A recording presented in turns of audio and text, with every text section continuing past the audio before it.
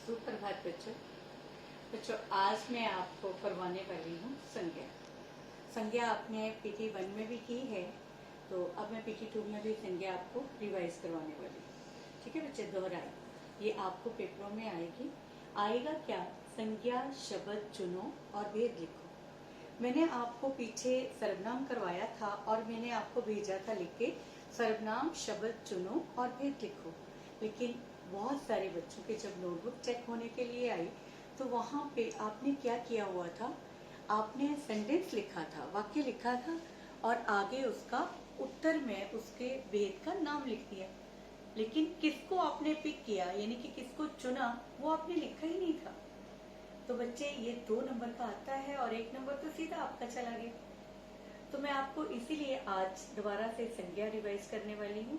ठीक है, संज्ञा की दोहराई करवाने वाली हूँ और फिर मैं सर्वनाम की दोहराई भी करवाऊंगी नेक्स्ट वीडियो में। तो इसमें मैं आज आपको संज्ञा करवाऊंगी और किस तरह आपने शब्द को चुनना है और उसके भेद लिखना है वो भी मैं आपको बताऊंगी। तो सबसे पहले आज हम करेंगे संज्ञा।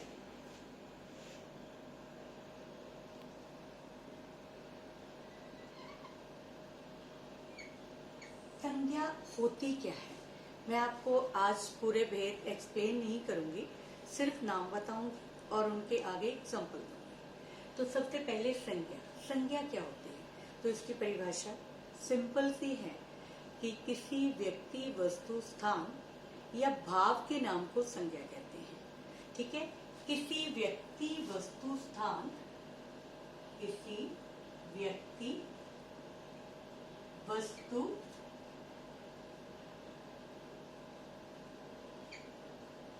स्थान या भाव के नाम को संज्ञा कहते हैं।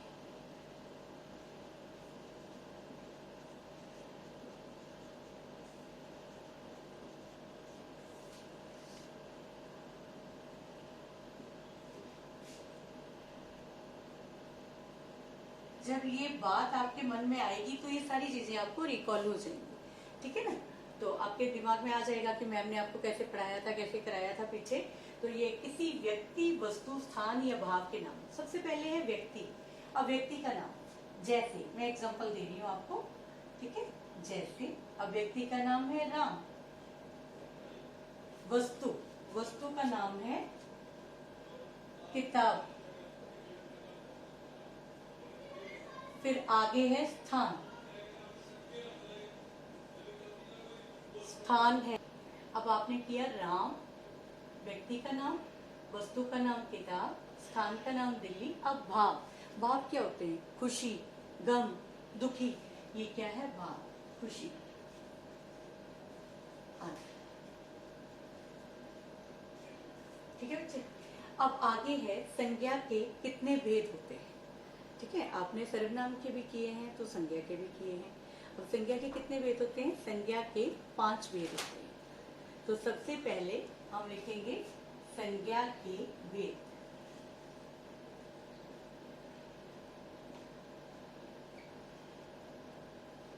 संज्ञा के 5 भेद होते हैं।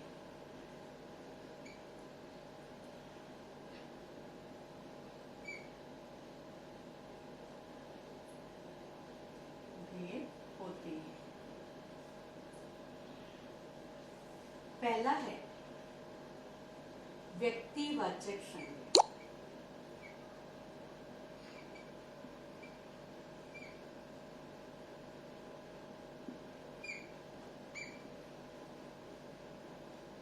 अब ये व्यक्तिवाचक संज्ञा में क्या क्या आता है?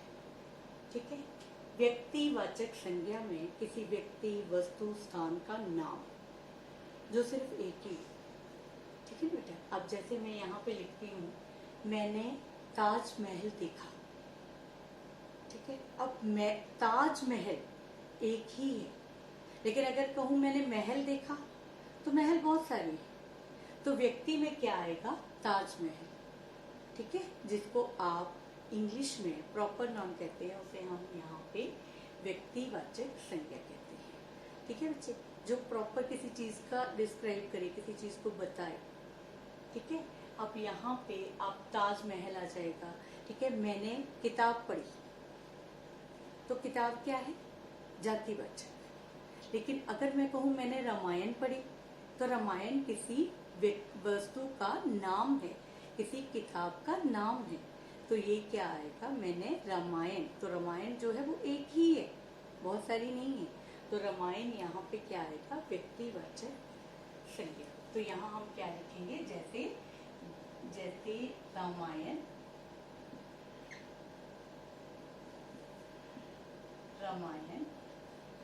गंगा। अब नदियां बहुत हैं, नदी बह रही है तो नदियां बहुत सारी है, गंगा बह रही है तो गंगा एक ही है, ठीक है। इसी तरह से मैं कहूँ नदी बह रही है, यमुना बह रही है, तो यमुना भी एक ही है, ठीक है बच्चे। तो यहाँ पे जब किसी को प्रॉपर नाम से बुलाते हैं तो जो नाम आता है वो क्या है? व्यक्तिवाचक संज्ञा, ठीक है।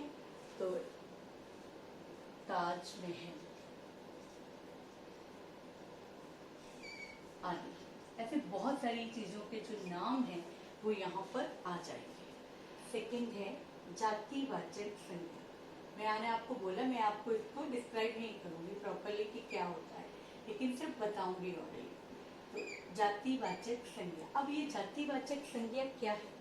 इसमें मैंने आपको बोला यहाँ पे हम प्रॉपर नाम लेते हैं और ये कॉमन है, ठीक है। जिसको आप इंग्लिश में कॉमन नाउन कहते हैं, उसे हम हिंदी में जातिवाचक संज्ञा कहते हैं, ठीक है बच्चे। तो ये क्या है? कॉमन कैसे है? जैसे मैं कह रही हूँ कि मैं नदी बह रही है। अब नदी क्या? नदियां बहुत सारी हैं, कौन सी नदी बह रही है, ठीक है ना। तो नदी बहुत सारी है, तो जो चीजें एक जैसी बहुत सारी हो वो क्या आती है? कॉमन, यानी कि जातिवाचक संज्ञा। जिसकी एक या एक से अधिक श्रेणियां हो, ठीक है, जो एक से अधिक संख्या में पाई जाए उसे क्या बोलते हैं? जातिवाचक संज्ञा।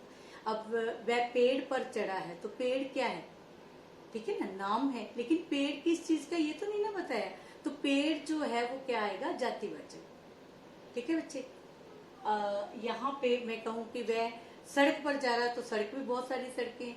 लेकिन अगर मैं कहूँ शेरशाह सूरी मार्ग पर जा रहा है, तो वो नाम हो गया एक मार्ग का, एक सड़क का नाम हो गया। तो इस तरह जब हम किसी चीज को नाम से डिस्क्राइब करते हैं वो आता है व्यक्तिवाचक, और जब हम किसी चीज को कॉमन, जो चीजें एक जैसी बहुत सारी हैं, कमरे में बैठे, कमरा बहुत सारे होते हैं एक जैसे, सड़क बहुत सारी होती है, लड़का बहुत सारे होते हैं, बच्चे बहुत सारे होते हैं, ठीक है, ये सारी जातिवाचक में आएगी। किताब, अगर मैं कहूँ हिंदी की किताब, तो हिंदी की किताब मीन्स एक ही, ठीक है। अगर मैं कहूँ किताब पकड़ा हो, तो कोई भी किताब पकड़ेंगे, आप मेरे मुंह की तरफ देखेंगे कि मैम कौन सी किताब मांग रही हैं, ठीक है बच्चे। तो ये क्या आएगा? जातिवाचक। तो इसमें क्या आएगा? जैसे सड़क, किताब, पेड़, नदी आदि, जो एक जैसी बहुत सारी है। थर्ड है भाववाचक संज्ञा।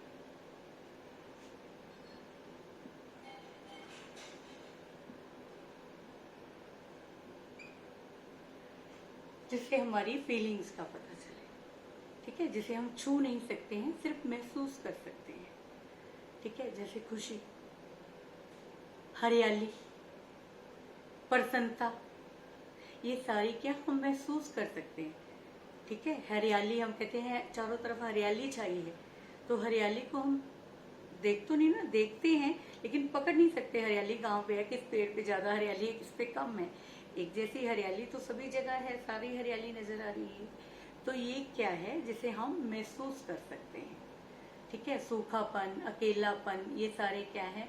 बचपन, बच्चा से बचपन, ठीक है। इसी तरह बूढ़ा से बुढ़ापा, ये सारे क्या है? भाववाचक संज्ञा, ठीक है बच्चे। तो यहाँ पे जिसे हम महसूस कर सकते हैं, तो एग्जाम्पल के तौर पे जैसे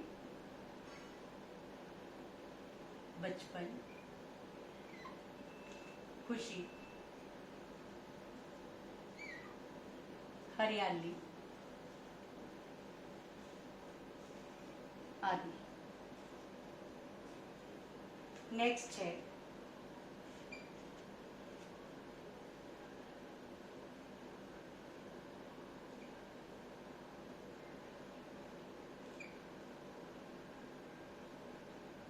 समूहवाचक संज्ञा। इसको हम समूह भी कहते हैं और समुदाय भी कहते हैं। जो एक समूह या समुदाय के बारे में बताएं। अब समूह क्या होता है, जैसे कक्षा। अब जो कक्षा है वो एक बच्चे से नहीं बनती, बहुत सारे बच्चों से बनती है, तो हम उसको क्या कहते हैं, समूहवाचक। वह कक्षा में बैठा है, तो यहाँ कक्षा क्या आएगा, समूहवाचक। तो आपने सबसे पहले उसको चुनना है, कक्षा को अंडरलाइन करना है या कक्षा को सेंटेंस से अलग करके, वो मैं आपको बाद में बताती हूँ। तो पहले क्या आएगा, समूहवाचक में किसी समूह या समुदाय का जब वर्णन हो तो उसे हम क्या कहते हैं, जैसे यहाँ पे मैंने आपको क्या बताया, भीड़, कक्षा। अब वह भीड़ में खड़ा है, तो भीड़ भी एक व्यक्ति से साथ थोड़ी होती है, बहुत सारे व्यक्ति खड़े होंगे तो भीड़ होगी, ठीक है ना। अब कक्षा भी एक बच्चे से नहीं होती, बहुत सारे हैं। अब वह सेना में जा रहा है, तो सेना भी एक व्यक्ति से नहीं बनती, बहुत सारे व्यक्तियों से बनती है। तो भीड़, कक्षा, सेना, पार्टी। अब पार्टी भी एक व्यक्ति की नहीं होती है, बहुत सारे व्यक्ति होते हैं तो पार्टी होती है। तो ये सारे क्या हैं, एक समूह की बात कर रहे हैं। गुच्छा, ठीक है, इसमें बहुत सारी चीजें आ जाती हैं। दल, तो ये क्या है, समूहवाचक संज्ञा। नेक्स्ट है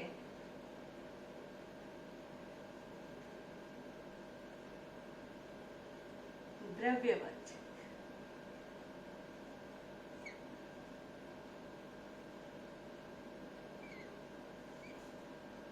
अब द्रव्यवाचक संज्ञा में तरल और द्रव्य के बारे में बात की जाती है, तरल पदार्थों के बारे में बात की जाती है, जिनको हम लिक्विडिटी फॉर्म में देख सकते हैं। जैसे सोना है, जिसमें धातु आ जाती हैं, धातुएं सारी आ जाती हैं, या लिक्विडिटी फॉर्म में जितनी भी चीज़ें हैं, जैसे चावल है, दाल है, आटा है, चीनी है, ये सारे क्या है, द्रव्यवाचक। तो ये द्रव्य क्या है, जिसे हम नाप तोल सकते हैं, ठीक है बच्चे। तो इसमें क्या आएंगे सारे, जैसे सोना, पदार्थ आ जाएंगे सारे, धातुएं आ जाएंगी, जैसे सोना, चांदी, आटा,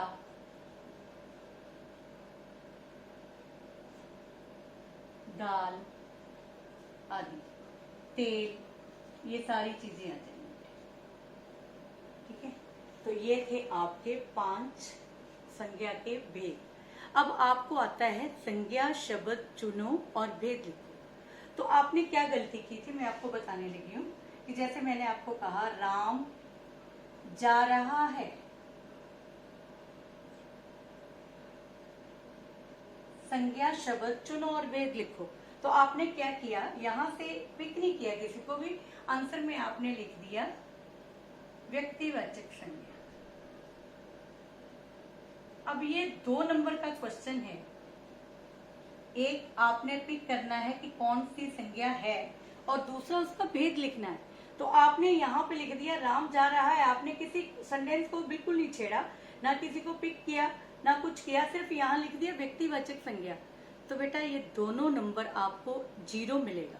रीजन क्या है, क्योंकि पता ही नहीं है व्यक्तिवाचक क्या है, रहा है, जा है या राम है, ठीक है ना। अब यहाँ पे हम बता सकते हैं, रहा है, जा रहा है मीन्स क्रिया है, और राम क्या है, करता है। तो राम जो है वो क्या है, किसी व्यक्ति का नाम है, तो ये व्यक्तिवाचक है। लेकिन आप मेंशन ही नहीं करोगे कि कौन व्यक्तिवाचक संज्ञा इस सेंटेंस में कौन सी है, तो आपको 0 मिलेगा, ठीक है। लेकिन अगर आपने यहाँ पे अंडरलाइन इसको कर दिया, या यहाँ पे ऐसे राम अलग लिख दिया और आगे लिख दिया व्यक्तिवाचक, तो आपको पूरे नंबर मिलेंगे, ठीक है बच्चे।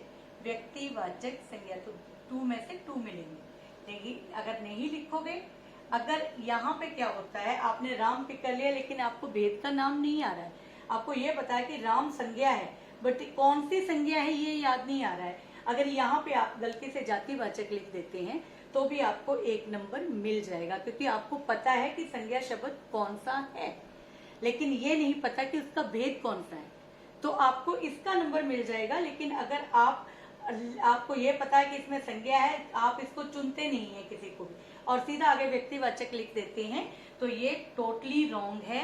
तो इसका आपको कोई भी नंबर नहीं मिलेगा। तो प्लीज आपने ध्यान, मैंने बहुत सारे बच्चों की नोटबुक देखी है और वहां पे मैंने ऐसे क्वेश्चन लिखे थे, आपने क्वेश्चन लिखे आगे आंसर में ये लिख दिया, तो वो टोटली रॉन्ग है। जब तक आप इसको अंडरलाइन नहीं करोगे या इसको अलग चुनकर नहीं लिखोगे, आपको कोई नंबर नहीं मिलेगा। तो बेटा ये सबसे बड़ी मिस्टेक थी, इसलिए मैंने इसको दोबारा से दोहराई कराई है। अगली वीडियो में मैं आपको सर्वनाम रिवाइज कराऊंगी। तो मुझे उम्मीद है कि आगे से आप ये गलती नहीं करेंगे और इसको अच्छी तरह से समझेंगे। धन्यवाद।